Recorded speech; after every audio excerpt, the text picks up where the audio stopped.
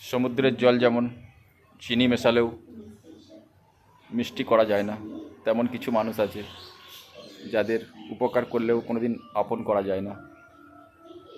যখন তাদের স্বার্থ থাকে তখন তারা এসে পায়ে ধরে, আবার স্বার্থ মিটে গেলে ওই পায়ে, বুঝতে পেরেছ, করে চলে যাবে।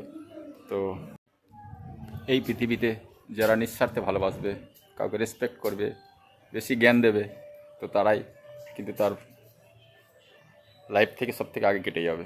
তো কাউকে জ্ঞান দেবে না, যে যা করছে করুক, কাউকে ভালো পরামর্শ দিও না, আর নিঃস্বার্থে কাউকে ভালোবাসবে না। এটা যুগের সঙ্গে আমাদেরও পরিবর্তন হতে হবে। নিঃস্বার্থ ভালোবাসার কোনো ভ্যালু নেই, আর সবসময় অ্যাভেলেবেল হবে না কারোর জন্য। যদি অ্যাভেলেবেল হয়েছো তো সেখানে তো মার্কেট ভ্যালু একবারেই চলে যাবে তোমার। ধন্যবাদ।